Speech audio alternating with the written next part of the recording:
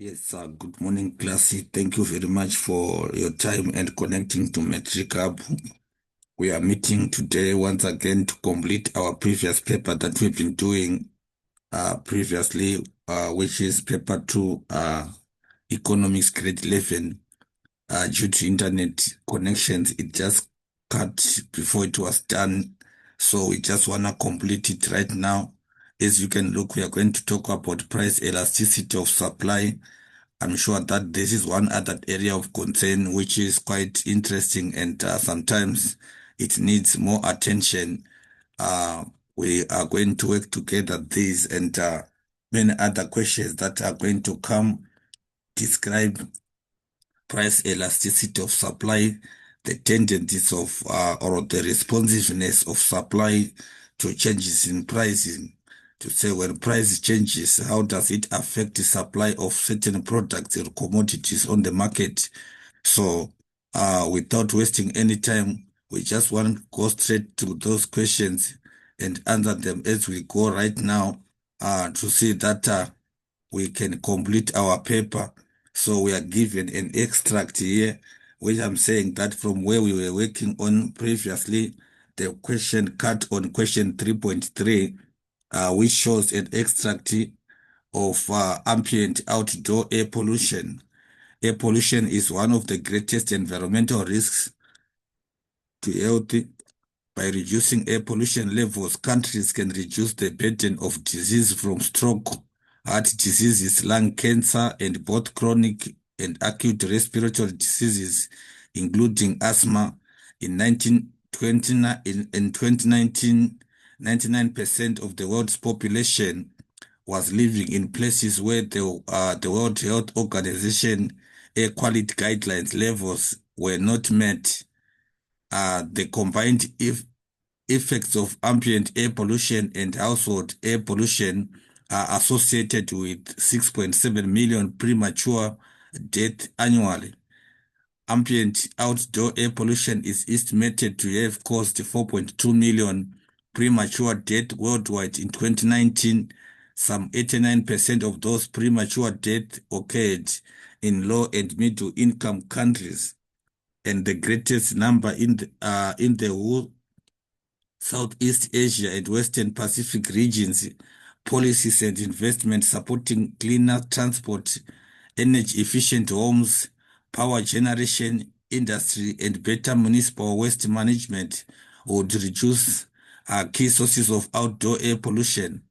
Access to clean household energy would also greatly reduce ambient air pollution in some regions. So what we are seeing here is an article that is actually uh, illustrating and showing to us the effects of air pollution as it is affecting many countries and causing premature death. So, name the World Organization that compiled the research in the extract above. So, what we are saying is that this article was compiled, it was compiled, and then what we need to understand is who actually uh, what is the World Organization that actually came up with this research extract. But as you can see, you are actually seeing World Health Organization, Southeast Asia. We are seeing all these references identifying that World Health Organization, it is actually uh, one organization. uh, World's population was living in places where the World Health Organization air quality guidelines were not met. So what I'm saying is this article was compiled by World Health Organization. It was compiled by World Health Organization.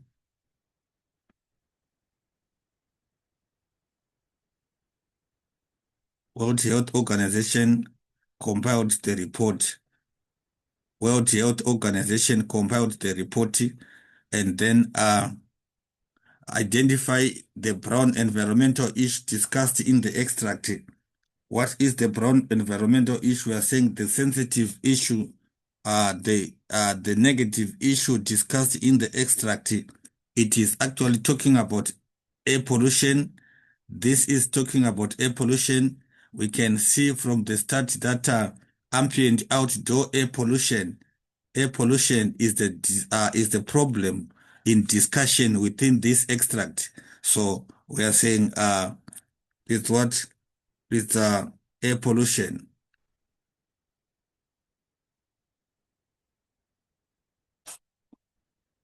So you always need to know that questions such as this, you actually get the answers from the extract, but not that you need to reason around it. You get the answers from what? From the extract. Briefly describe the term genetically modified organisms. Genetically modified organisms. These organisms is an organism whose genetic material has been altered using genetic engineering techniques, and it might have been having another gene added or subtracted from its genetic makeup. That's what you call a genetically modified organism.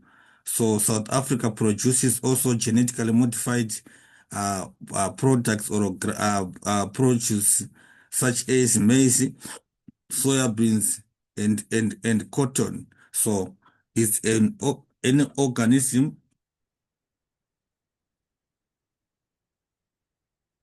uh, whose genetic makeup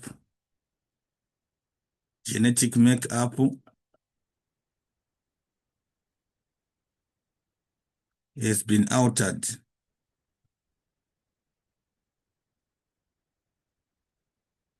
The genetic makeup of an organism has been altered. So either uh, we are saying altered by this has been altered through uh, using genetic engineering techniques, by using genetic engineering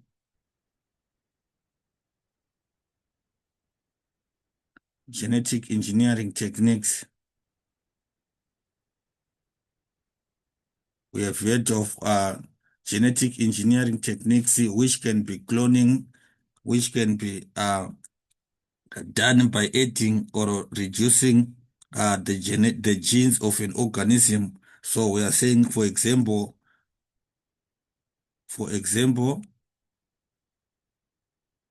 have got, for example, in South Africa, we talk about maize, we talk about watermelons,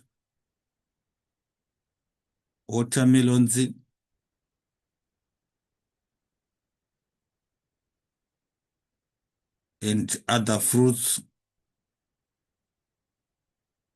are genetically modified in South Africa. We can have those as genetically modified. uh, Even chickens and all other various agricultural produce, they are genetically modified. The primary reason for genetic modification basically class is that it is to increase the supply or to fasten the produce, or in order to ensure that hunger is minimized. So the idea of genetic engineering is actually to increase, to fasten the maturity of a given organism, so that demand might be met. Uh, Explain the impact of carbon dioxide emissions on the South African economy.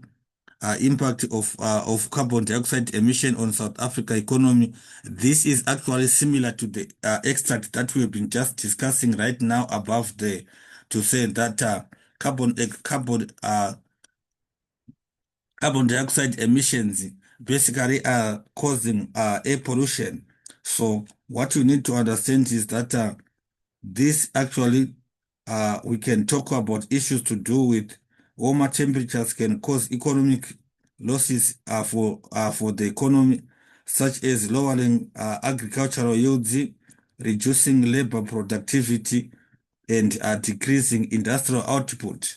So it causes temperature increases, causes temperature increases. So this temperature increases, uh, may actually cause economic losses for the country,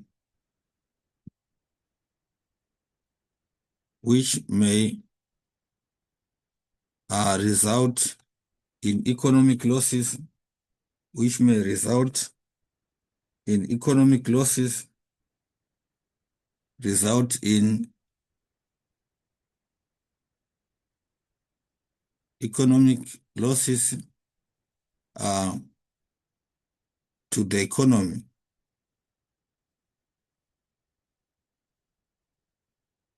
For example, in agriculture, for example, in agricultural produce, agricultural produce can be minimized. That actually reducing also, it can also reduce labor productivity. Heat waves can also cause people to be inefficient or in unable to produce, uh, reduces labor productivity. It can reduce labor productivity. That in this regard, I'm saying when temperatures are too high, people are not able to work effectively. Remember, we have got our economy highly dependent on our primary activities in construction, in farming, and other related mining and so forth. So if temperatures are too high, people are not able to work efficiently. So we talk about labor productivity being negatively affected, and then this actually resulting in low industrial output. It lowers industrial output. It lowers industrial output. Industrial output is reduced because of carbon emissions, because of temperature increases. These extensive temperature increases will also result in heat waves, which can also cause premature death to people, which also lowers our labor, our personnel resources as a country. Uh, how can South Africa achieve their 350 to 420 uh, metric tons of carbon dioxide equivalent target by 2030? What can be done in terms of reducing carbon dioxide emissions and reaching that? This can be done through, we can talk about one ways that South Africa can come up with in order to reduce carbon dioxide emissions, in order to reduce air pollution. We can talk about one, public and private sector should shift their resources and investment into creation of greener economy. Creation of greener economy can be one of the ways. Creation of greener economy.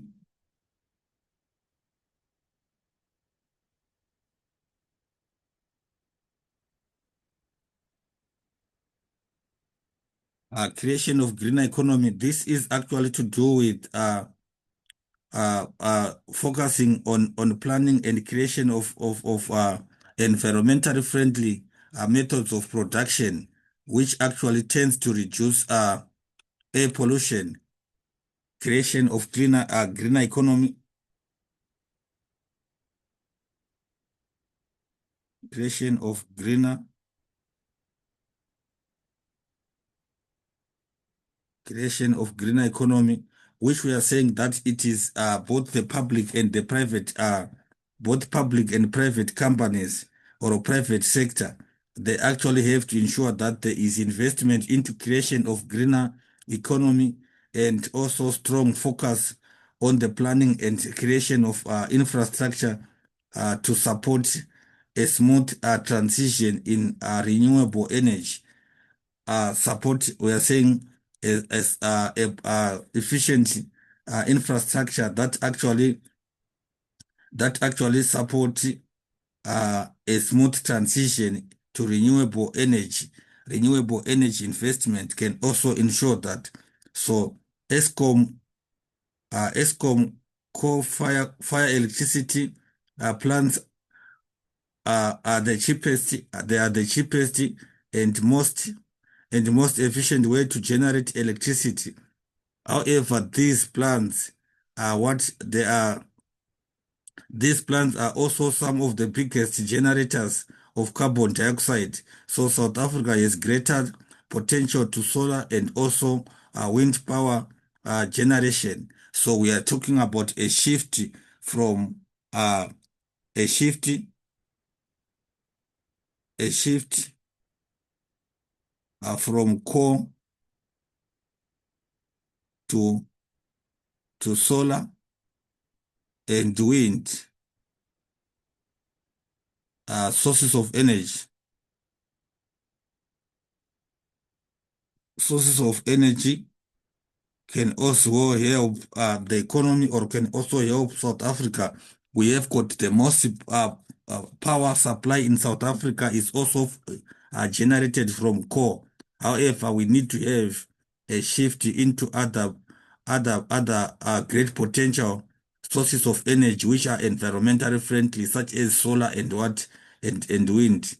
Also, lowering carbon dioxide emissions from vehicles. This can also be achieved by improving the public transport system and also uh, and driving less. That is to do with promotion of use of public transport. So, ensuring effective regulation of motor vehicles, regulation in in motor vehicles,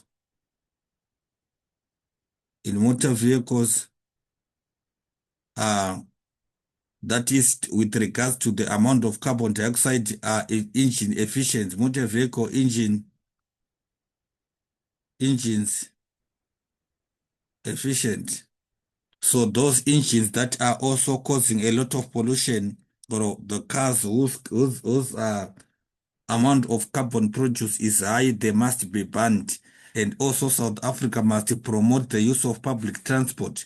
If public transport is promoted, it also ensures that we have got less of traffic on the road, which tend to reduce the amount of carbon gases that we are talking about, which is causing air pollution. That has to be a worry with our environmental management and planning. So discuss the objectives of World Trade Organization. World Trade Organization, the objectives: one, it actually resolves trade disputes. It is an organization that is responsible for resolution of trade disputes. So if there are any conflicts among its trading partners, World Trade Organization has to see to it that these problems or such conflicts are resolved amicably and also considerably so in both parties. So what we are saying is that World Trade Organization ensures that trade relationships are kept healthy and safe. It also increases transparency of decision-making process, ensure enforces and ensuring transparency in decision making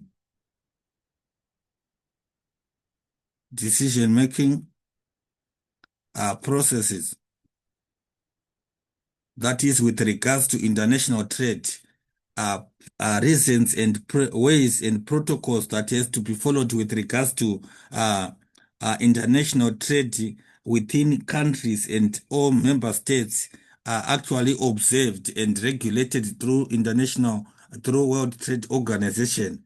It also set and enforce rules rules for for international trade. It actually set rules for it actually set and enforce it sets and enforce rules and procedures for international trade.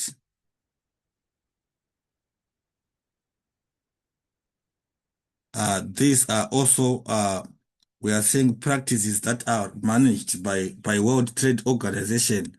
World Trade Organization, it sets the rules for international trade, and again we can talk about it also it actually also helps developing countries benefit fully from global trade systems.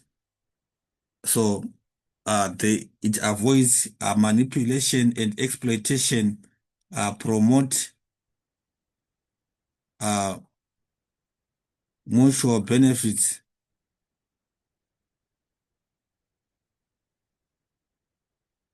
uh, from international trade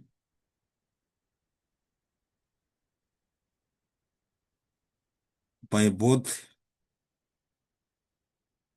developed and developing countries.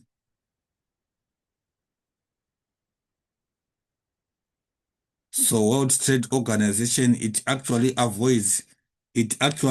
sets standards that avoids manipulation and also exploitation of developing countries by stronger nations. So it provides also a forum for negotiating and monitoring further trade liberalization, promotes provides a pathway. It also provides a pathway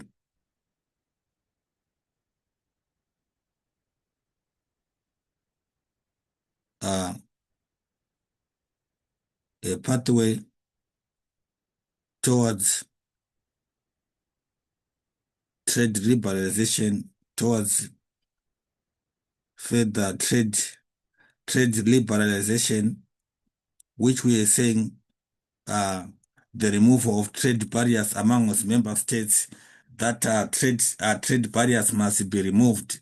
The regulation in ways, I mean, through which regulation in regards to uh, trading relationships. So a pathway towards further trade liberalization is also is actually also facilitated by what by World Trade Organization. It provides that forum. It provides that forum that ensures that trading relationships and trading uh, is actually managed properly and without any hidden agendas, and all these protocols and so forth are formally signed and approved. That is what we mean by all that.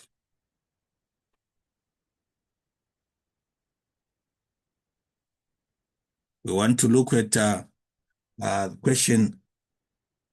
We want to look at this. Name two products. Name any two products where demand is not influenced by increases or decreasing in what in pricing. We are saying products which cannot be affected by increase in what increase in pricing of such products, whether the price increases or decreases. So we are talking about products that are they are price insensitive. They are not they are price there is an inelasticity of demand with regards to those products. So what we look at is that these can be products which, despite their increase or decrease in pricing, people will keep on demanding or buying them in large quantities. So this can be one. We can talk about one. It can be water during drought,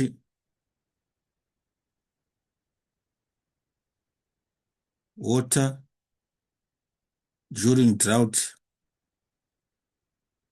When there is water shortages, the demand for water can keep on being the same, irrespective of decrease or increase in pricing. So we are saying demand for water pricing during a drought when there is less or there is lack of water supply, the price of water will remain the same. We can talk also of what chronic medication, chronic chronic medication, chronic medication. We are saying people would always need to have medication for diseases that are for lifetime. So as long as the patients are alive, we can still need to buy the medication. So we are saying these are very vital products which people cannot survive without. So therefore, we are only looking into those. Any example that you can think about which can be very life-saving or cannot be dealt with, cannot be avoided. Hence, that product must be what it falls into that category. How do trade liberalization improve economic development? uh, how can it actually improve economic development? One, by breaking down national borders and allowing free movement of goods. So we can talk about factors of production and products between countries can actually move through policies that prevented trade between countries are removed. So it actually improves that way. One, removal of policies that allows removal of policies that prevented trade between countries, removal of policies that prevented trading among its countries, trading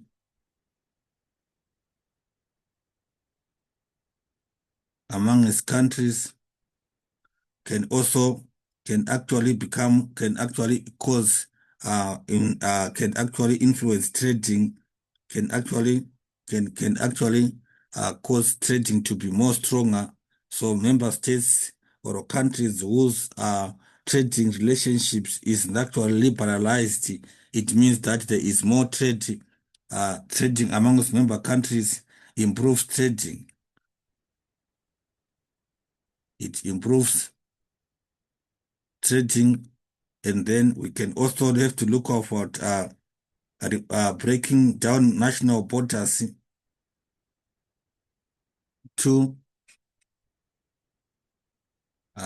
breaking down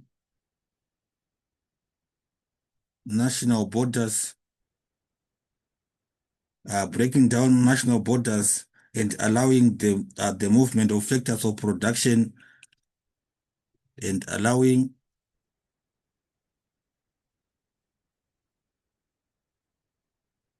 movement of factors of production, movement of factors of production. I'm sure I remember factors of production. We identified these: labor, human capital, and so forth, and products between countries, and production and products between countries.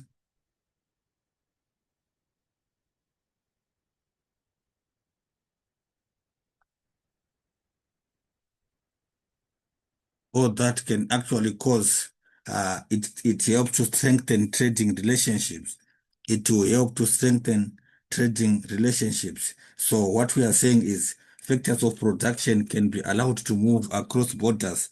That is also an advantage or a way of influencing economic development within countries or member states that are involved in such trade liberalization.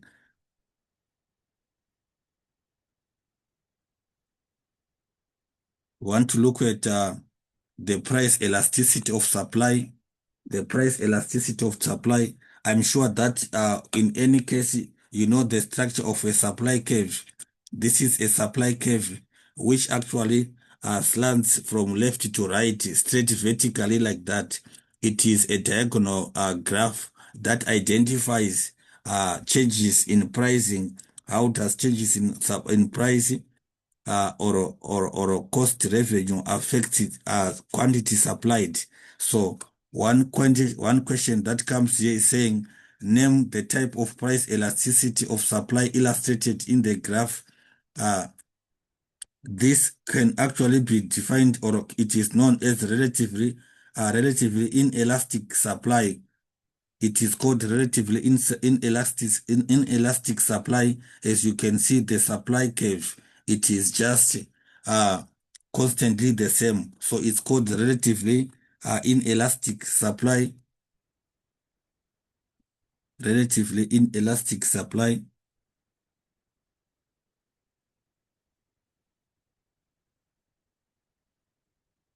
Inelastic.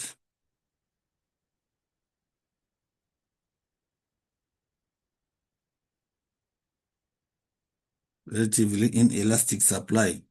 And then identify the quantity supplied at the price point of 5 rand. How much is supplied at the price quantity of 5 rand? So this is just simple. You go to the 5 rand price. We are coming to 5 rand, and then the dotted line that is already given and plotted here, it identifies, or it shows us the quantity that is supplied, which we can find out that is what it is 150. It is what? It is 150. We are seeing already from the graph that the quantity supplied is what is 150, that we can see. So what we are saying is that is 150 what? 150 units are supplied at 5 rand. 150 units is supplied at 5 rand. That we can see. We are saying we follow the graph by seeing the dotted line there. Quantity supplied at 3 rand. Quantity supplied at 3 rand is 100. That is what's happening there. Briefly describe the term price elasticity of supply. Describe the term price elasticity of supply. This is basically the responsiveness of supply to a change in price. Responsiveness, it is the responsiveness of supply to changes in price. So what we are saying is that how is supply affected by changes in price? If price changes, how much quantities of produce are coming to the market? So that responsiveness, we call that elasticity of supply. Elasticity of supply. That supply is affected. If it changes because of price, we say that it is elastic. However, if the supply does not change, irrespective of changes in price, that is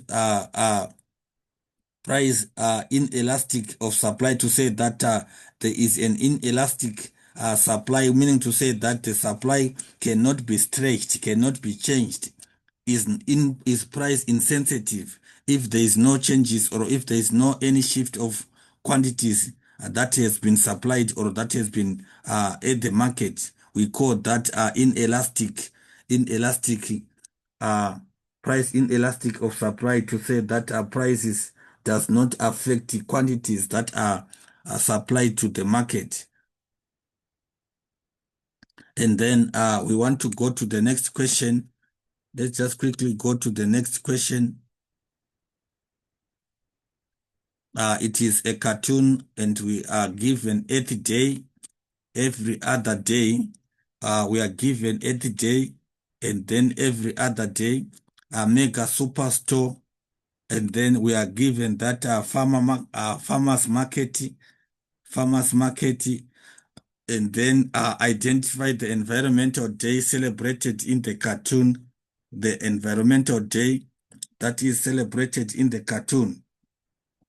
As we can see that what is identified.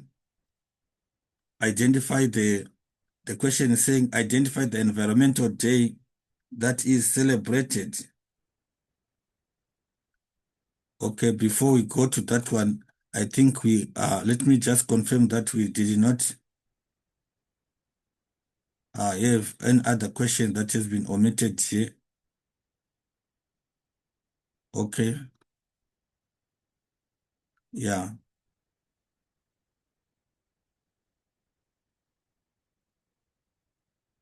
We have got question.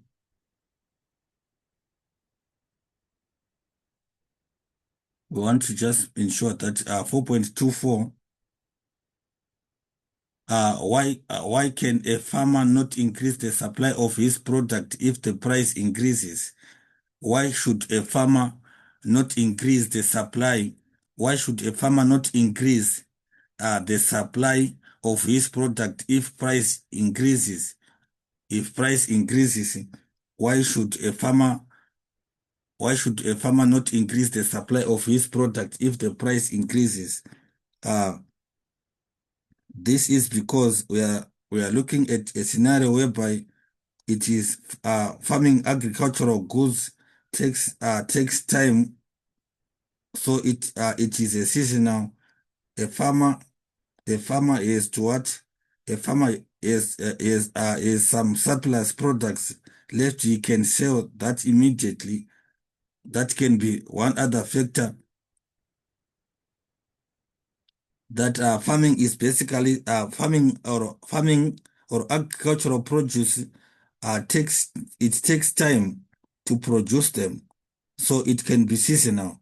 If a farmer has some surplus products left, he can sell that immediately.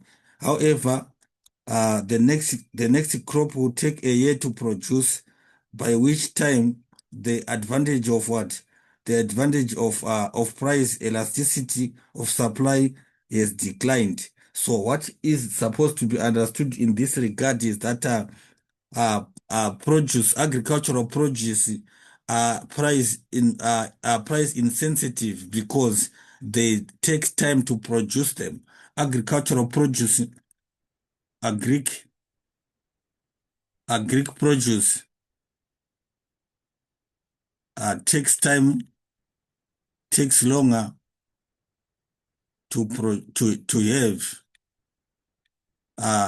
ready for the market. So it is very impossible for the farmer to quickly respond to price changes, even if he wants, because the supply can be seasonal. The supply may be seasonal. It may be seasonal, which means it has more waiting time to have it again. More waiting time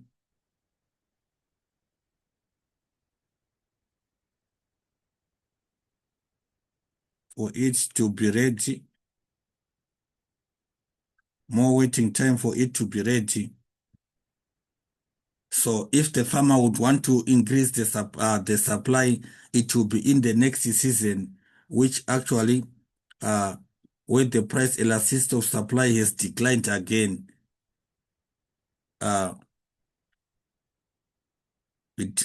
waiting time for it to be ready. If the farmer has to increase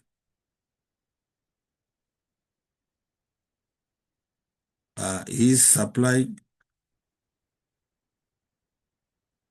it will be late. Already the price has increased. Already prices has decreased already. Has decreased. Prices has decreased again. So what we are saying is that agri produce is difficult to respond very fast, even if the price increases. the price might increase because of decrease in supply. So if supply is less, the reason why supply is less is that farmers are getting out of the produce from their farms. The produce is getting finished. So in that regard, what we need to understand is that that would also cause it would cause also farmers to be to be unable to supply because they are already running out of what they must sell, or which that product is increased in price. So for them to have it again, it will be in the next farming season, which would also take more time, and then it becomes very difficult for them to have it. It will be also after a long period of time. So therefore, after that long period of time, the prices might have already decreased, uh, which is another season where the supply has increased, causing price to decrease already. And then calculate price elasticity of supply, show all your working price elasticity of supply. Price elasticity of supply, this is a nice, interesting mathematical question. Price elasticity of supply, this is equals to percentage change in quantity supplied. It is called percentage change in quantity supplied, quantity percentage change in quantity supplied. Uh, we are saying percentage change in quantity supplied over percentage change in price over percentage change in price. Percentage change in quantity supplied over percentage change in what? In price. So what we need to identify here is that we look at our graph that we are given or that we are working on. We look at our graph that we are working in. So percentage change in what? In supply, in quantity supplied is equals to percentage change. Change, when we are referring to change in economics, we use a triangle. Percentage change in quantity supplied is equals to it's equals to quantity supplied. We have to look at percentage change in quantity supplied.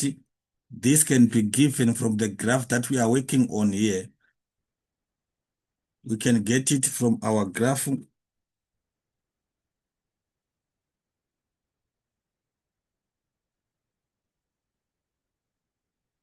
You see, we are saying quantity supplied. It was the change is it was 100 units and changed to what? To 150. 100 to 150. So we are saying percentage change in quantity supplied, it is close to 150. Percentage change in quantity supplied is close to 150. 150 minus 100 over 100. 150 minus 100 over 100. So what multiply by 100 over 1, we are calculating percentage change in quantity supplied. So this can give us, we can go that it can give us, to say that can give us put it through your calculator, you can work it out and see that this can be equals to that can give us a 50%. A 50%, that is percentage change in quantity supplied is 50%. 50% is what we can get here.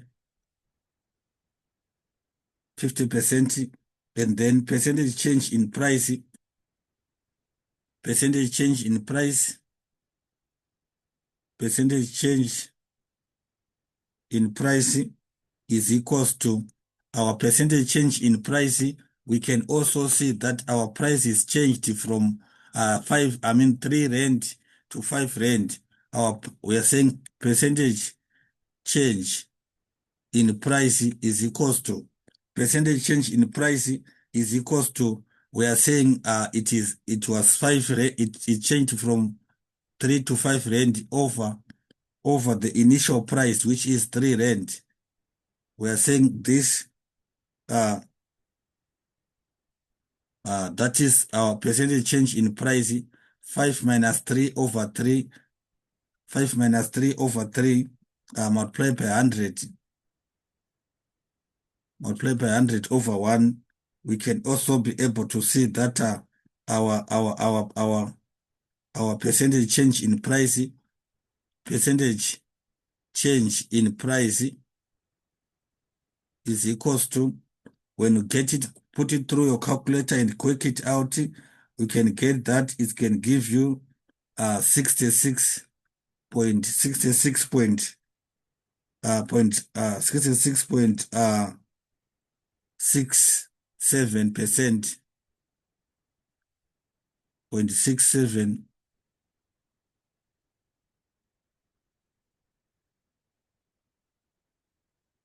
That is percentage change in what?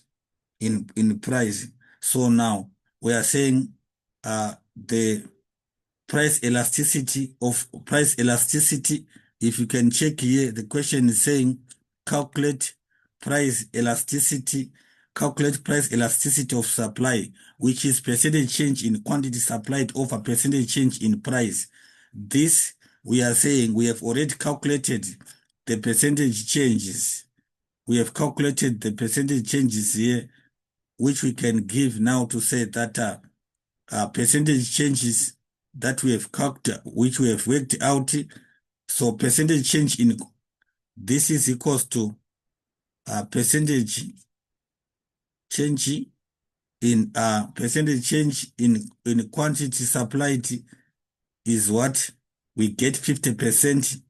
That is 50% over percentage change in over percentage change in price over percentage change over percentage change in price, which is we got that as what we worked it out now, and we got 66 point, let's just say 66.7%, 66.7% over 66.7% multiplied by 100, say multiplied by 100,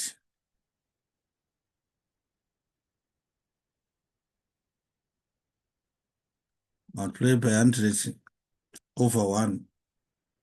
So that is what we are calculating here. So you say that price elasticity of supply is equals to, you are just calculating these figures to say 50% over 66.7% multiplied by 100. So you put that through 50 over 6.67% multiplied by 100. We are saying that will give you a 0.7%. I mean, it will give you 0.7. That will give you 0.7, which is our price elasticity of what? Price elasticity of supply. It will give you a price elasticity of supply. So what is very key here, class, is that you need to calculate the percentage changes that you are seeing, percentage changes of each of them. You must calculate them first before you do the calculation, before you go to calculate price elasticity of supply. Because price elasticity of supply, it is a mechanism, I mean, it is a mechanics which is found by calculating percentage change of quantity supplied over percentage change in price, which you have seen there, that I told you that when you look at these figures, we are saying change in supply, it is from 100 to 150. Change in price is from 3 rand to 5 rand. So we are saying we calculate the percentage changes of each of these variables. Percentage change in price over percentage change in quantity supplied. That is what we do first. After we get those percentages, therefore we go back and substitute them in our formula that we are working out that percentage change in quantity supplied over percentage change in what? In price. So therefore, percentage change in quantity supplied over percentage change in price, which is 50%. That is 50% is for quantity supplied. This is a percentage change in quantity supplied, which you are seeing here. And then the 66.7% is a change in what?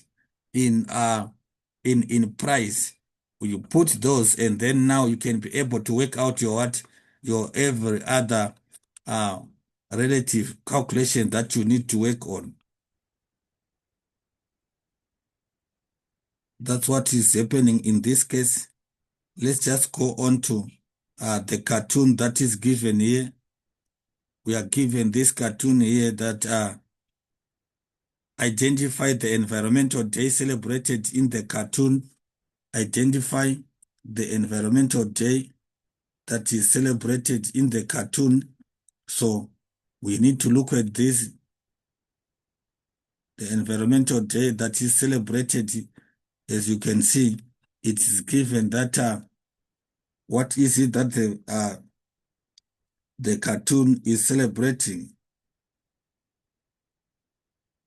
What is it that the cartoon is celebrating? So as you can see, we actually have to look on the caption. Caption can actually help us to understand these answers or these cartoons. Cartoon questions are very important that you look on the captions, and then you can be able to quickly answer those questions with no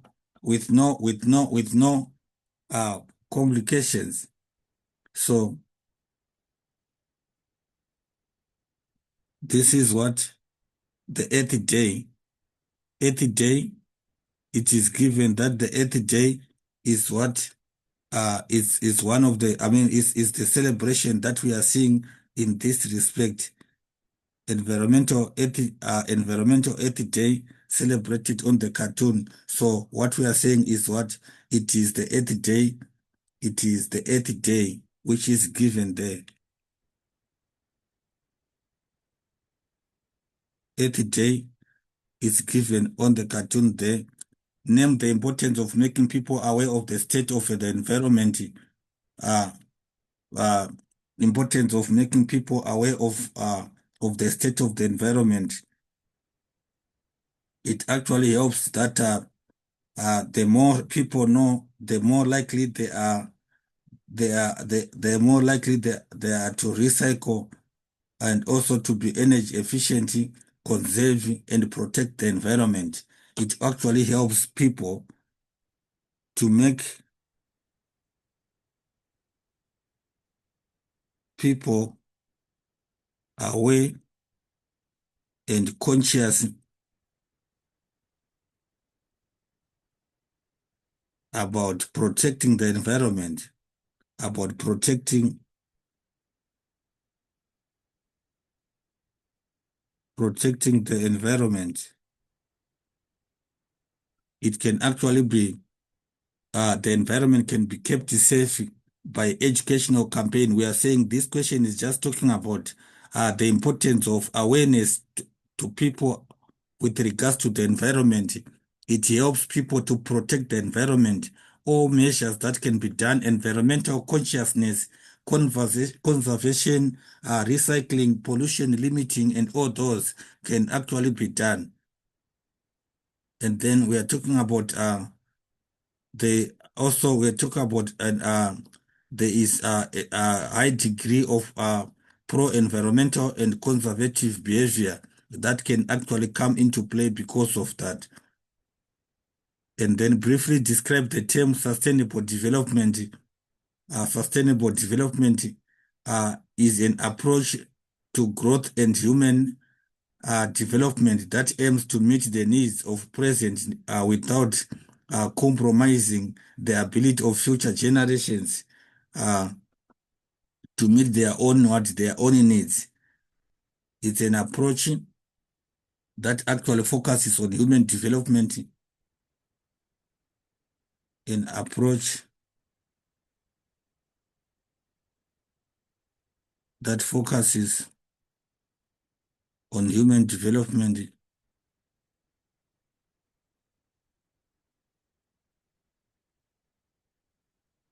It's an approach that focuses on human development or growth and human development uh, in that aims to meet the needs of present, aiming to meet uh, present generation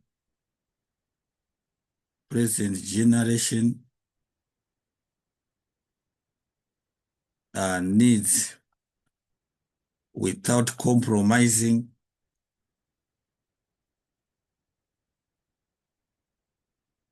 those of future generations.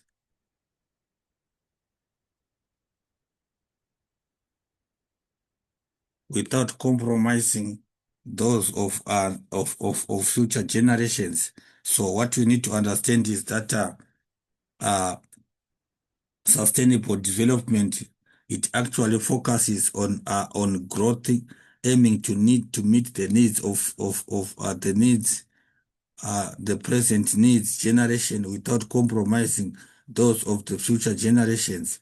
So what needs to be understood again is that the aim is to have a society where living conditions and resources uh, meet human needs without undermining what you call planetary integrity, or without undermining the importance of the environment. The environment must be kept conscious of. In that respect, we call that sustainable development. Uh, More focuses on society meeting their living conditions, sustaining the needs of those people, and also not undermining our environmental consciousness. That's what we call that's what we mean with sustainable development. And then explain how South Africa use legislation to protect the environment. Explain how South Africa use legislation to protect the environment. This can be, we talk about laws. In terms of this, it can be laws can't influence natural processes that cause environmental changes, but can be used to regulate human behavior. Laws can be put to regulate, laws can be put in place, can be put in place to regulate people, to regulate human behavior, to regulate human behavior. That can also be a problem there, which can, I mean, it can be a way human behavior can be regulated. Laws about noise levels, pollution, waste management have been implemented all around the world to keep the environment safe for future generations, which we can talk about. For example,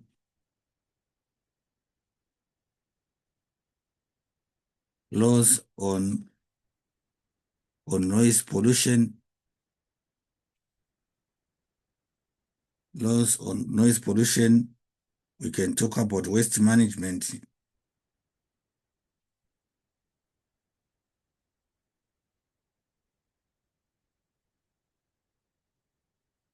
Waste management uh, may be enforced, and therefore, when they are enforced, they help to regulate or enforced to protect the environment.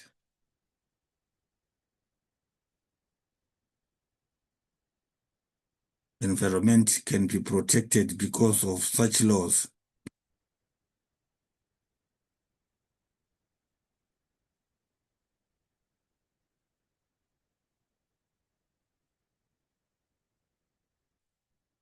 And then how will price-based how will price-based methods be implemented to decrease the impact of what? Of pollution. Price. How will price methods be implemented to decrease the impact of pollution? Uh, One, this has to do with government preferred legislative instruments because charges such as taxes and subsidies are used to persuade polluters to what? To reduce pollution. Uh, we talk about preferred legislative instruments, which can actually, we are saying charges, charges that such as taxes,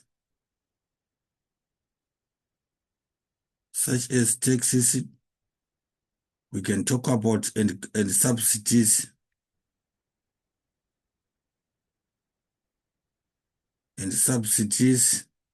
are used to persuade polluters to reduce pollution levels,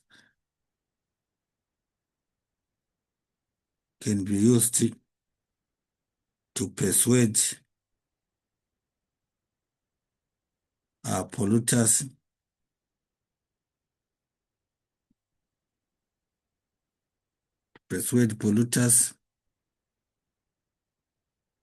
to reduce their pollution levels, to reduce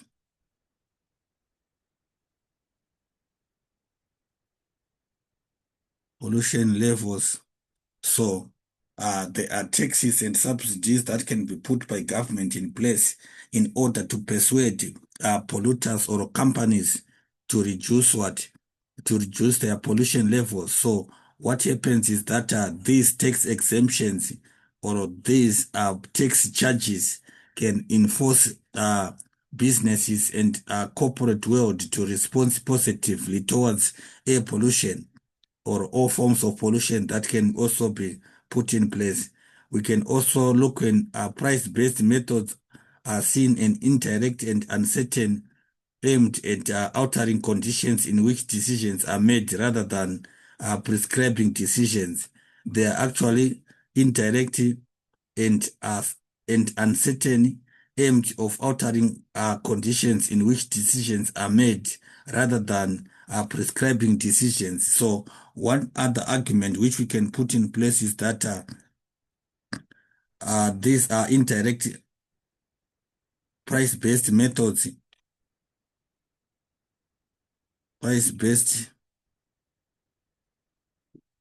price-based methods are indirect, are seen indirect and uncertain, are seen indirect and uncertain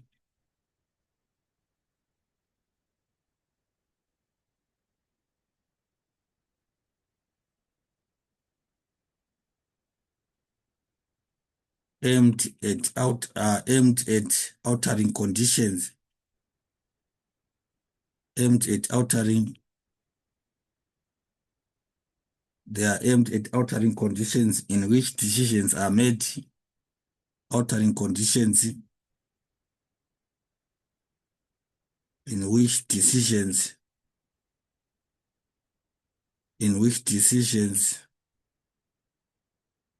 are made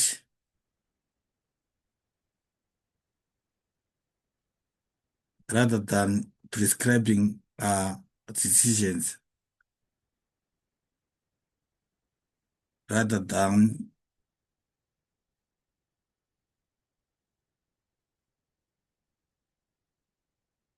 prescribing decisions. So what we are saying is that the price-based methods, they are quite indirect, they are very uncertain, they basically alter conditions in which decisions are made rather than giving a directive that directive towards what must be done. So that is also a disadvantage when it comes to to price-based mechanisms in terms of regulating this. Discuss factors determining the price elasticity of demand. Factors determining price elasticity of demand.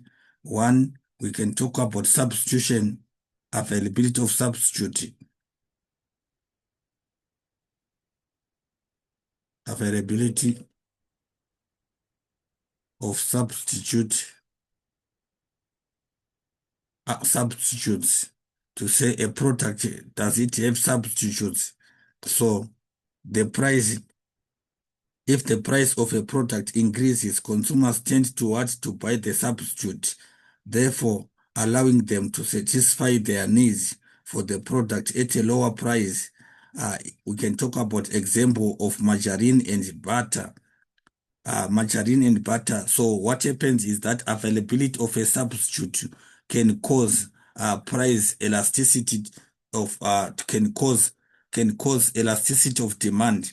So if customers or consumers have got a close substitute of a product whose price has gone up, they can shift and tend to buy the product which is cheaper or can be able to satisfy their needs at a lower price than buying that expensive product.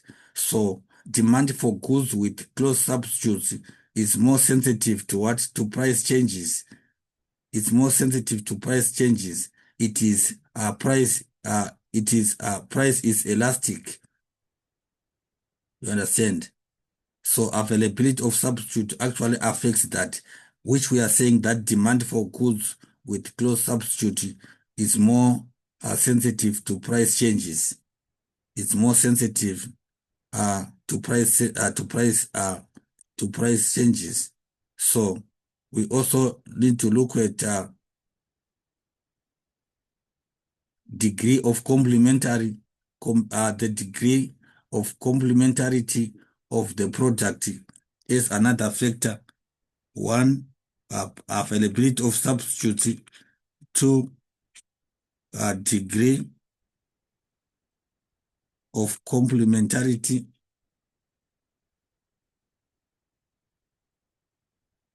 The complementary, I am sure that you remember the issue of complementary, degree of complementarity of products. Complementarity of the products. So what happens here is that you need to understand that if the price of one product increases, the demand for both product if the price of one product increases, the demand for both product might decrease. We have an example such as the higher price of fuel can lead to decrease in demand for fuel and vehicles. If prices of fuel keep on going up, it can actually reduce the interest of consumers from buying cars. I'm sure you can see the efficiency that we are seeing in the car industry. Car engines that are big.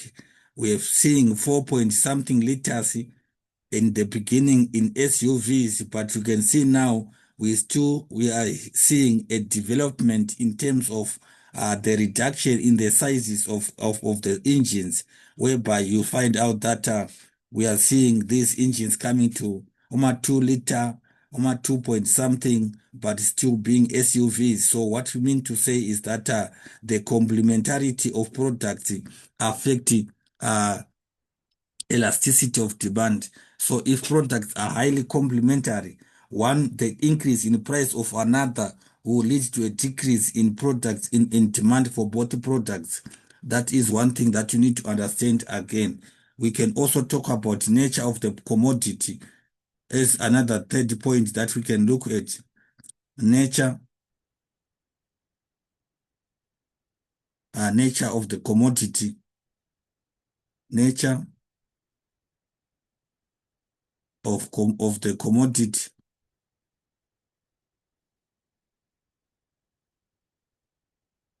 Nature of the commodity.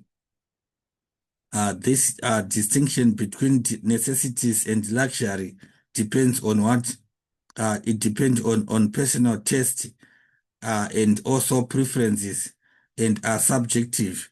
So what we are saying is that the there is an understanding that must be that must be put in place that distinction between necessities and luxuries depends on the person depends on on personal taste and preferences and are actually subjective as to say that we cannot actually associate it or to give it as an ultimatum as a final overview judgment, because what happens is that necessities, for example, we can talk about food, to clothing, water, they will be inelastic as consumers must have these products to survive, and consumers will continue buying necessities even prices increases. So demand is more price is more inelastic. Demand is actually inelastic on necessities. Luxury, we can talk about goods. Luxury goods make people feel better but are not essential for survival. We can talk about cell phones. We can talk about luxury vehicles and technology. At a specific price, consumers are willing to buy these goods, are willing to buy them. However, if prices keep on increasing, consumers will no longer be able to afford these, and demand is more elastic into or upon luxury goods. So consumers can survive without them. They are prepared to pay and buy them to a certain extent. However, a further increase in price might cause those consumers to start changing their interest towards such products. And then we can talk about time. We can talk about time, which we need to know that if the price of a product that a consumer usually buys increases over time, that is inflation. The consumer may continue buying it, but will eventually try alternative and more affordable products. So the concept of inflation can be overlooked to a certain extent. But if it continue, if price keep on going, consumers will find alternatives to such products. So in the short run, these products are relatively inelastic, but with time they are becoming more elastic. With time, they become more elastic. That is one thing that you need to understand again. We can also talk about the importance of a product in total expenditure of consumers, and as well as uh, how is the product defined. We can also talk about advertising being other factors that can also affect with regards to that.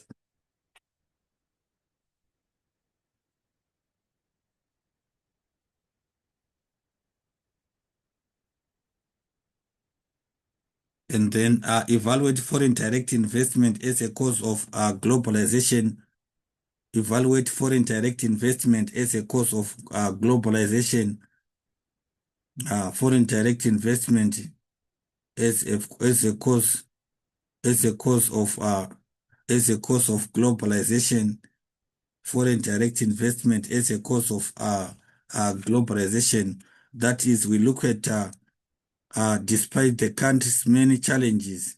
Like, for example, in South Africa, our economy is still attracted almost, our economy will, still attracted almost 1 billion in foreign direct inflows in 23 equals to something like 1.4 percent of the GDP.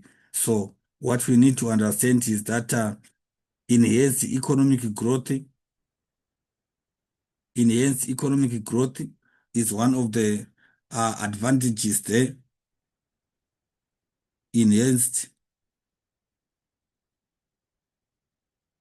economic growth,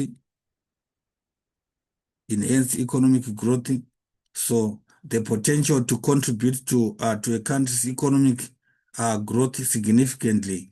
So we have got the when foreign investors inject capital into a nation, it actually results in increased production, improved infrastructure, and technological advancement. These factors collectively uh, improve economic expansion, creating they do create a ripple effect that benefits various sectors. So foreign direct investment actually it can actually cause a ripple effect, which we are talking about in terms of increased production, improvement in infrastructure and technological advancement, which actually will collectively further cause economic expansion and creating a ripple effect that benefits many other sectors. So that is one other advantage that we can talk about.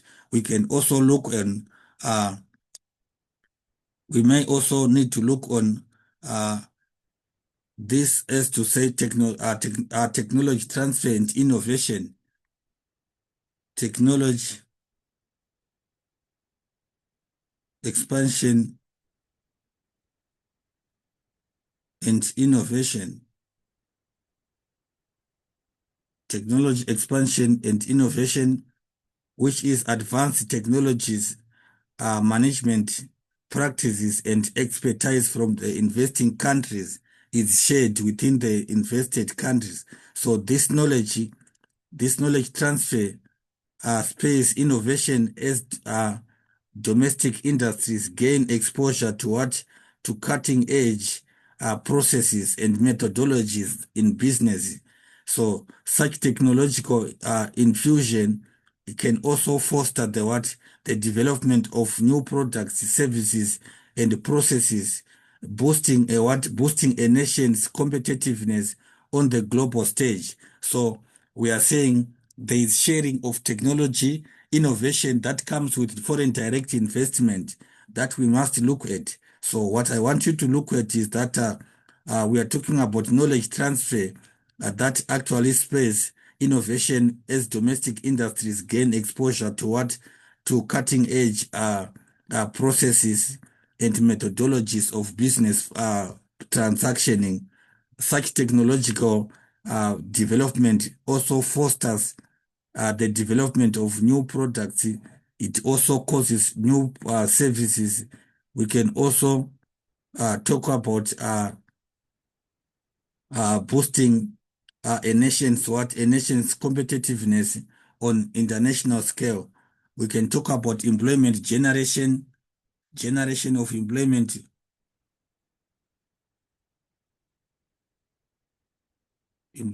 generation, employment generation. So employment generation, foreign owned businesses frequently leads to job creation within the host country. So they actually lead to job creation within the host country as these enterprises grow and expand uh, their operations. They require a skilled workforce to drive their activities. That actually would further create employment. That would actually further create employment and enhancing the overall living standards of people within the host country. We can talk about infrastructure development, infrastructure,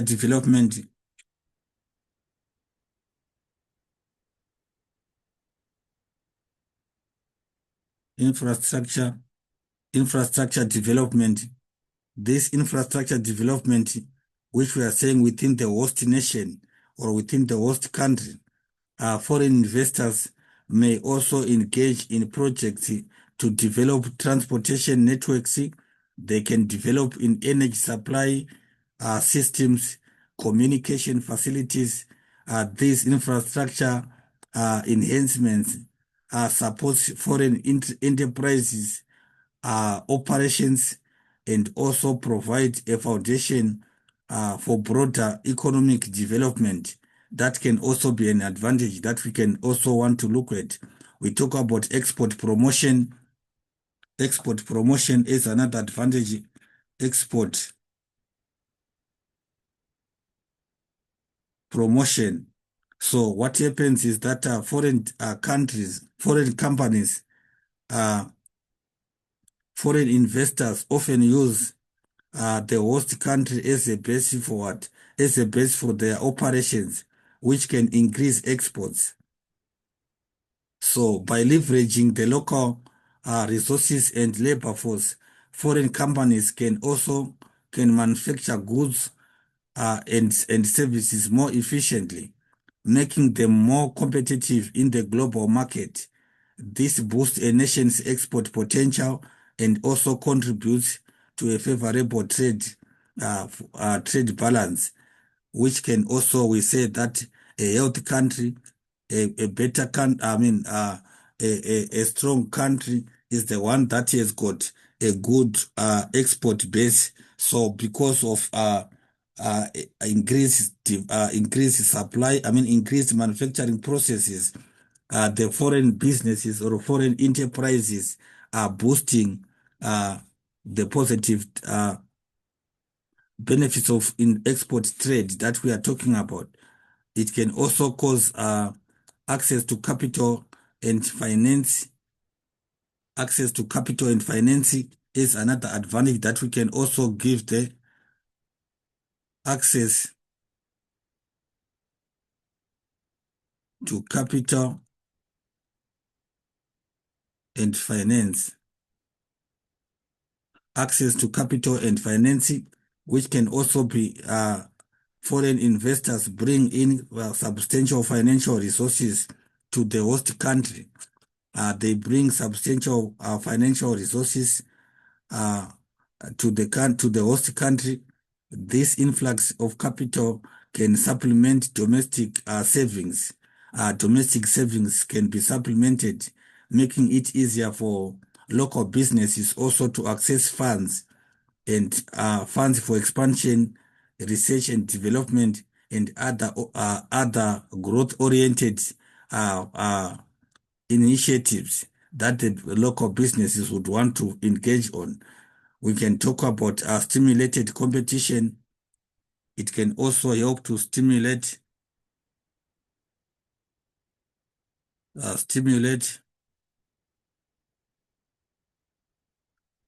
competition.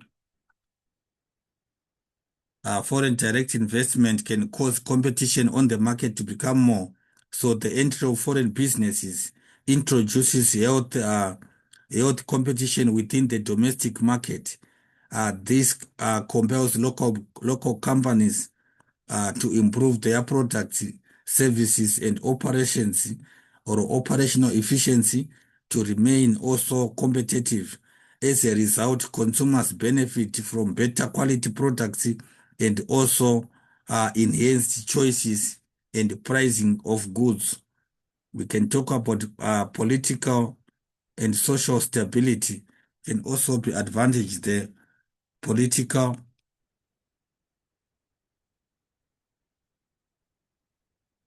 political and social stability, which comes with foreign direct investment.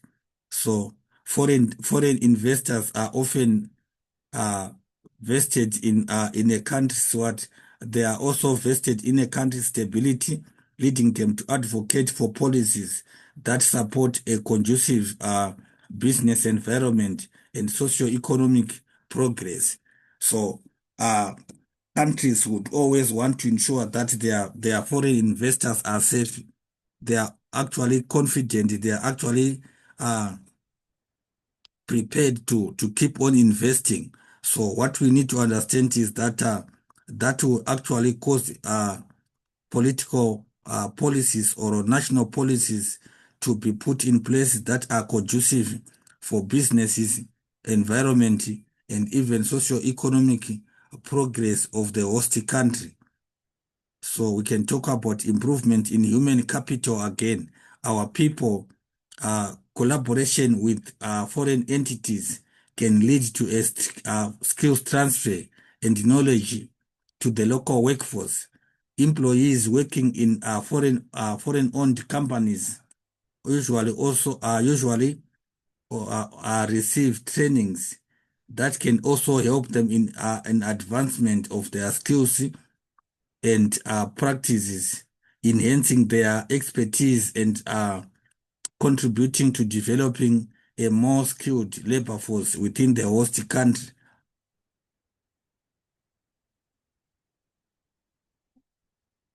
And then we want to look on we want to quickly just analyze some, we just want to quickly analyze these what to call long essay questions.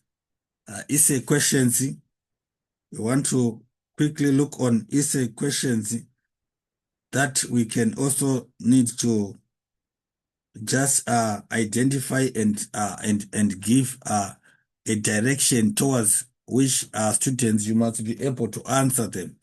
Discuss in detail the characteristics of perfect markets and monopolies. The characteristics of perfect markets and monopolies. Discuss in detail the characteristics of perfect markets and monopolies. That is one other question that we need to look at. So what I want you to look at is that introduction to this question. Introduction, you always need to know that in essay question, we have got an introduction. We have got an introduction. You can label that to say introduction. So in your introduction, you can basically identify and describe or define major terms. Define major terms. So a market, for example, define what is a perfect market. You can define what is monopolies in your introduction, such that you can just being able to give an insight towards what is being explained or what you are going to talk about. So in this case, you can say definition of key terms. Definition of key terms. E.g., I said you can define the term, define e.g. Market or monopolies, or what is monopoly. So that is, you can say that can be an introduction.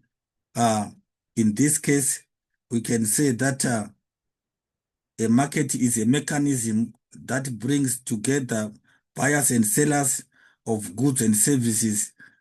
The goods and services market structure refers to the market. Market structure refers to how the market is organized.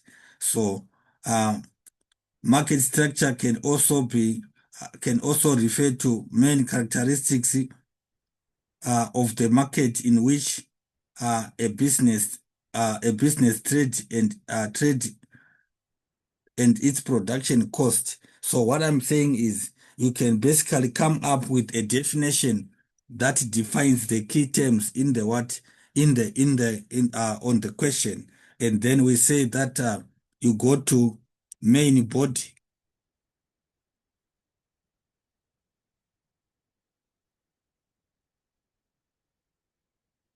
Main body,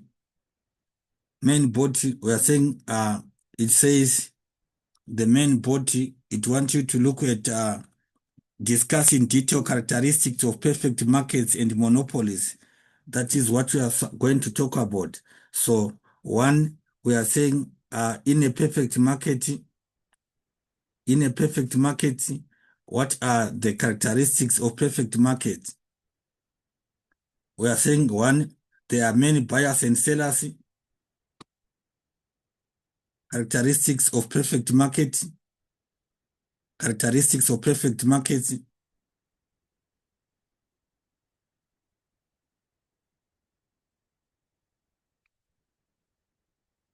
Characteristics of perfect market. So what I'm saying is you can talk about one, number of businesses. Number of businesses. number of businesses. So in a perfect market, there are many buyers and sellers. In a perfect market, there are many buyers and sellers, uh, whom we are saying there are many buyers in a perfect market. There are many buyers and sellers, all buying and selling the same product in the perfect market, e.g., monopolies.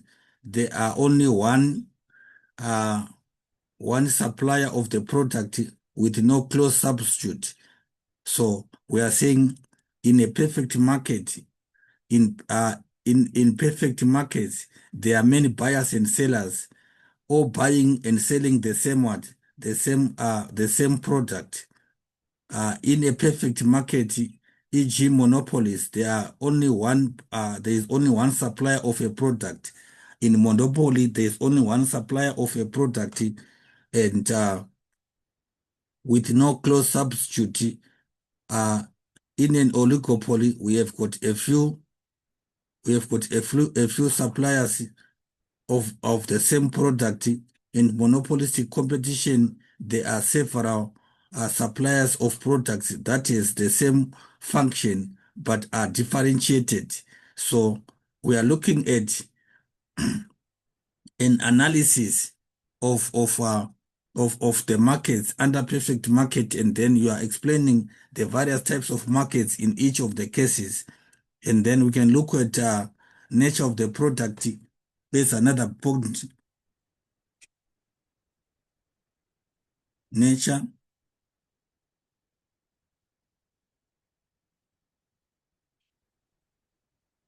nature of the product nature of the product nature of the product uh, when we look at nature of the product, we are saying degree of product differentiation. Nature of the product, or degree of product differentiation.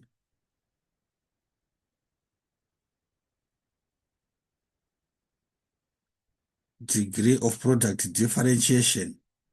Degree of product differentiation. So in perfect markets, all products offered are homogeneous.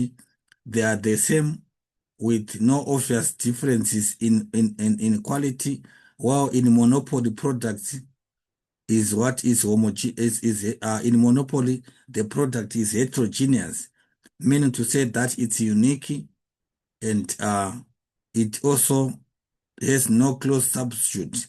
In oligopolies and monopolistic competition, uh, products are what are the same, but firms try to emphasize slight differences or differentiation to consumers as in terms of nature of the product. So you are discussing these market structures along these titles. We can also have to go and talk about uh, barriers to entry or exit, barriers to entry, barriers to entry or exit of the market.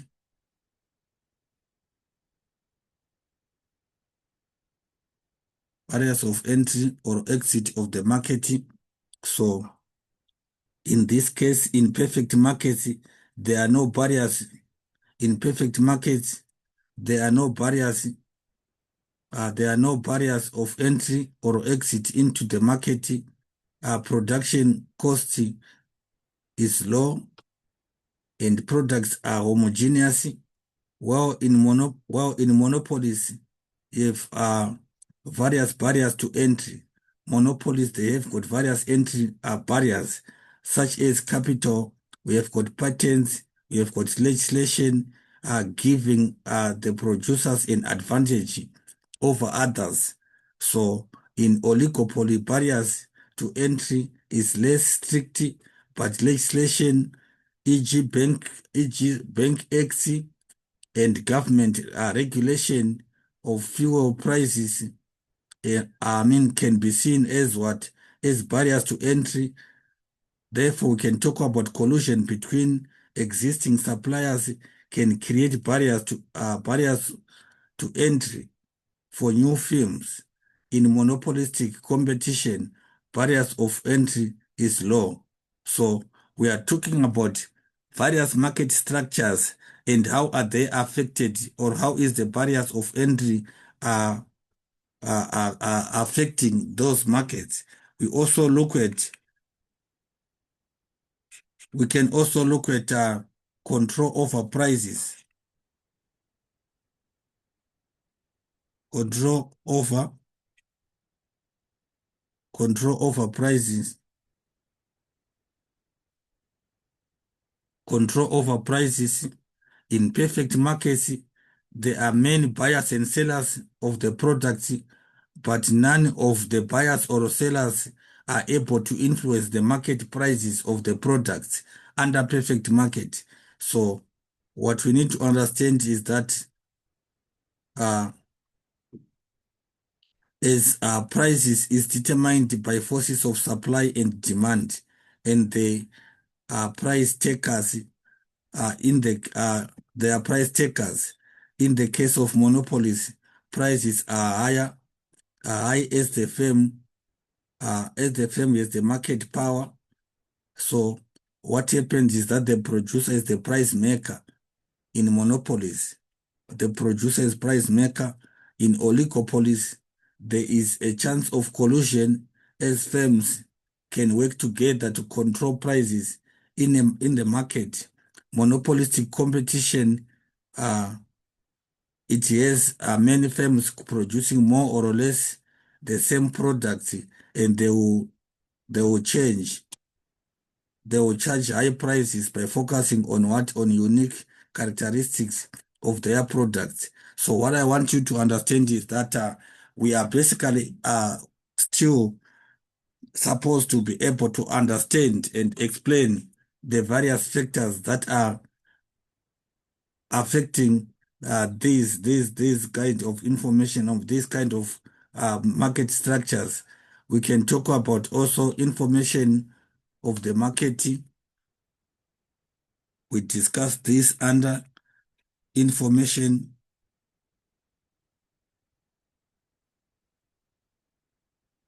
of the market. How readily or accessible is the information? How accessible is information of the market? We are talking about the same question that I gave you there to say that discuss in detail the characteristics of perfect markets, and monopolies. So class, you are looking at these and then you are still just identifying those points that I'm giving you across here that you should understand. For example, we are saying access to information or knowledge of the market. In perfect markets, buyers have full information about prices, competition, how products are produced, and where to buy them. With monopolies and oligopolies, e.g., technological knowledge is not available to new entrants. Monopolistic competition, all producers in and entering the markets has perfect knowledge of the markets, but some cases producers are not sure of specific preferences of their customers. So now what we are saying is that these are some of the things that you can look at, and then you can also look at demand curve.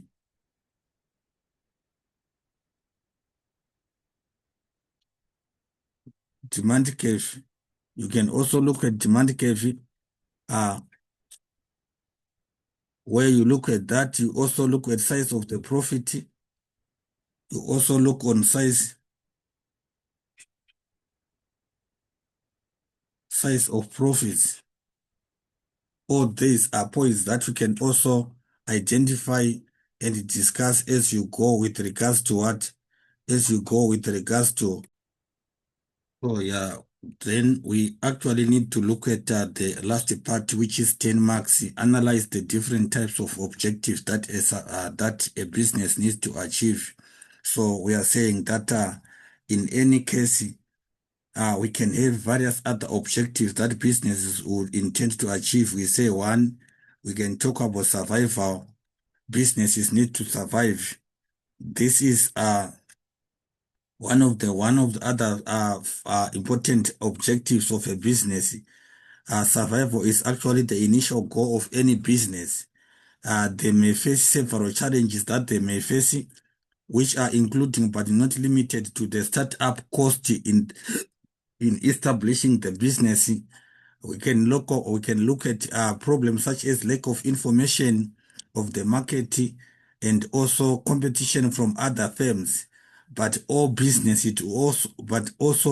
businesses will always strive to survive.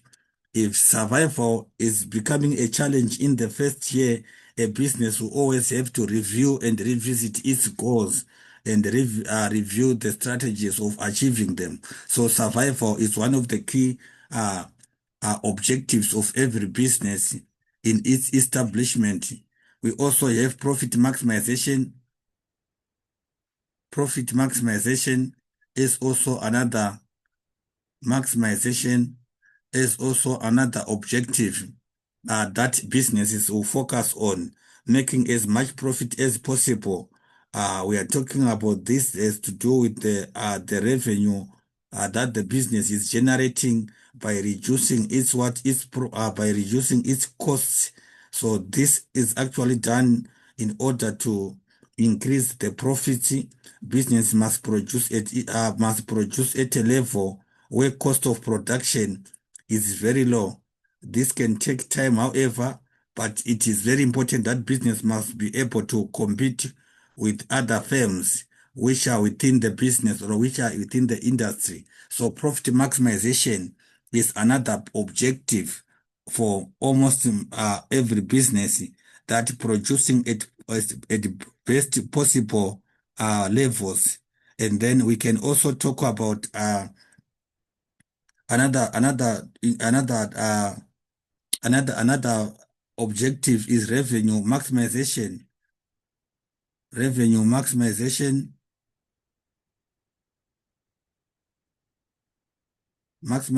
of revenue, which is like to say that businesses if a business has very high expenses, it will be important for businesses to have as much as possible income uh, to flow through the business, so that this can be achieved by low prices and high turnover or advertising. Advertising can actually be done in order to increase the business revenue, promotion, any other uh, direct or indirect methods which can cause revenue to be maximized within a business. We can also look at sales maximization.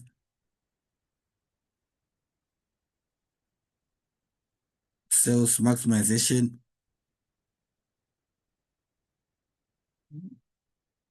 Sales maximization is another objective that we can also need to look at.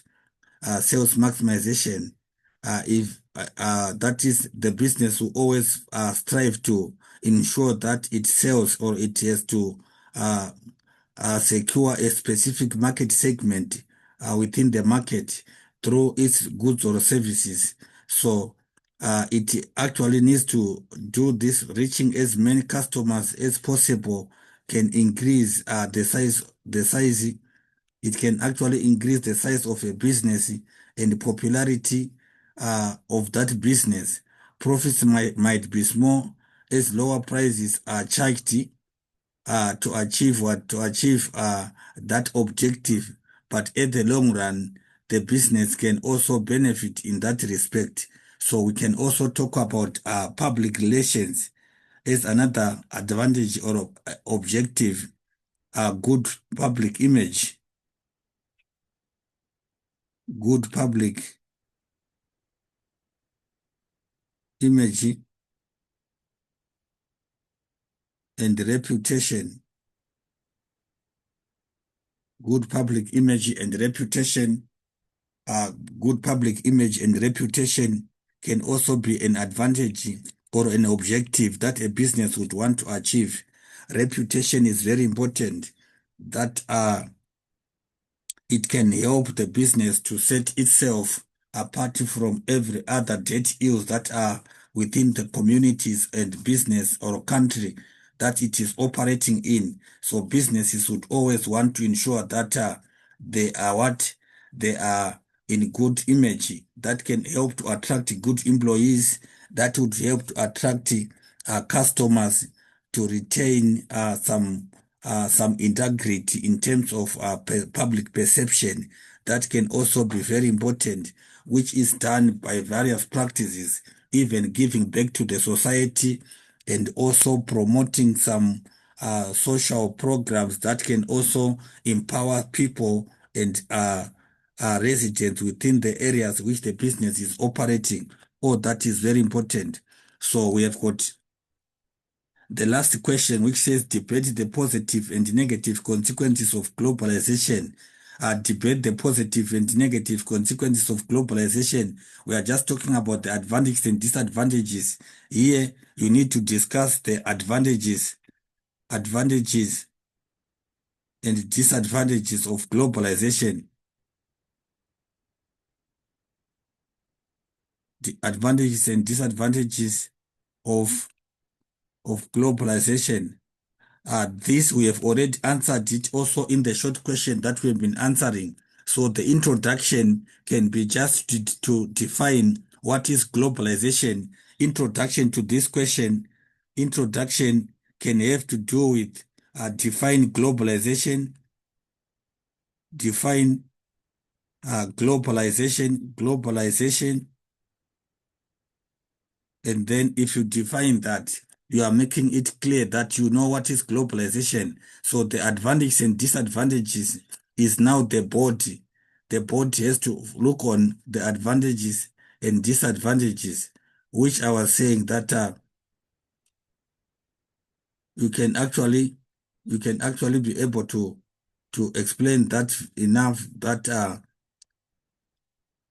the process by which people, world, and people around the world are incorporated into a single web of business, and then we can look into these socio-economic cooperations between countries as globalization. And then now we are saying the main board now on this, the main board under this consequences, I mean under this what to call positive and negative consequences of globalization. I'm saying you therefore go and look into the body structural changes, positive effects of globalization, which you need to look at. You are looking at economic growth, cheaper goods, services, migration, foreign direct investment, all those advantages that we are talking about, increase in terms of export business. We talk about GDP and all those. These are positive effects of globalization. So you need to look at them, and then these are quite important. Changes in trade patterns, changes in employment conditions are very important. Uh, environmental concerns, which also need to be worked on. And then what I'm saying is on the negative effects, we can talk about cultural decadency, which people lose cultural values because of this interconnectedness. We talk about things to do with different cultures, circulates more. That is because of freely in a globalized economy. That is through the media and also human migration. We can also talk about practices that are more in tune with times are followed than those ones which are less, and then which give problems on indigenous cultures. We talk about multinationals influencing the multinationals might influence the local citizens or local cultures, which we can talk about issues to do with languages, English being the most spoken language, taking over the natives. We talk about fashion and all these. International cooperation can also cause many other problems that we might want to look at. And then I was saying um, advantages into that can also be things to do with competition and all those. And then the disadvantages can also, we said, I mean, among others, can also be environmental deterioration, which we said last time that we have got problems that have to do with the environment, which is caused because of that. And then analyze the impact of North-South divide in globalization. Analyze the impact of North-South divide in globalization. Analyze the impact of North-South divide in globalization. We talk about the globalization inequalities in terms of the analysis of the impact of North-South South divide, the impact of the inequalities of globalization, low levels of low levels of living and deprivation in human development in the South countries, which is characterized by low labor productivity throughout which is throughout the South countries. We have got problems to do with uh, compensation within the on labor force in the South being not fairly enough compared to the most of those in the North. We talk about more than 80% of population live in the South and less than 22% in the North, which also cause problems there.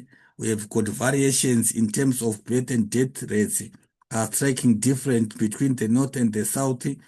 Uh, in the North, birth rates are low, while in the South, birth rates are high. We talk about the overall dependence burdens, both young and old in the South compared to the North.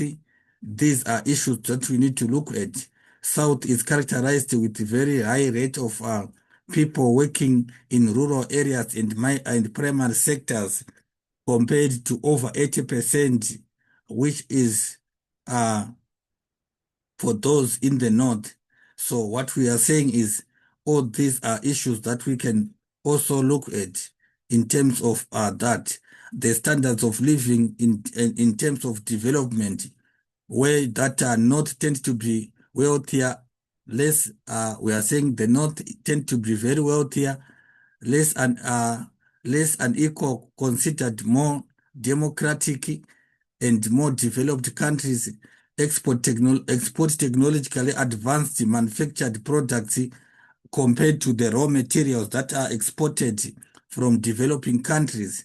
We also have such variation that we need to talk about.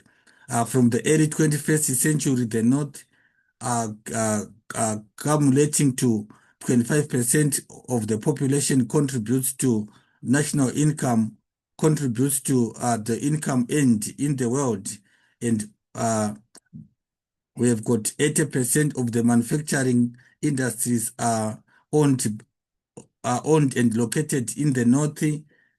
We talk about south, generally poorer developing countries with young and more fragile democracies, heavily dependent on primary sector exports and frequently share a history of the past colonialism by the North states. We talk about the South with 75% of the world population is access to have got access we are saying the North with 75% of the world's population is at 20% of the world's what income. Income is very less compared to the population that is found in the South. North divide is often challenged and said to to be increasingly incompatible with reality. Inversely, as nations become economically developed, they may also become part of the definition of the North, regardless of their geographical location.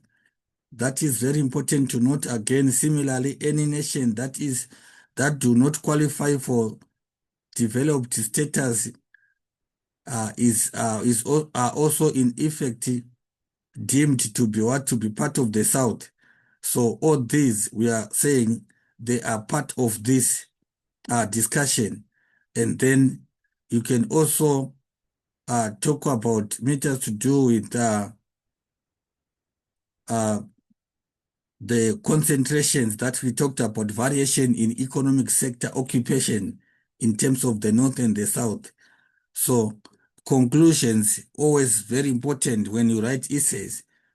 Conclusion, like in the case of the last part here, question number 6, we can actually uh, conclude by giving issues such as due to large and constant improvement in infrastructure, transport, communication, and globalization is constantly increasing. This is positive in most cases. For example, the improvement in the standards of living of people in the South, but can lead to exploitation of people in the developing countries if not well monitored. So you can actually say that globalization is important, but it needs strict monitoring for it to be safe and fair. So these are the issues that we can talk about. And I want to thank you very much for your time. Please keep following and try to engage as much as you can. Let's subscribe. Let's share the channel. Let's also uh, turn our notification buttons to keep connected. All the best until we meet again in other upcoming videos, and all our work. Paper 1 is coming, and also revision of the papers that you are going to be writing now will be loaded now. Thank you very much. Let's do it again.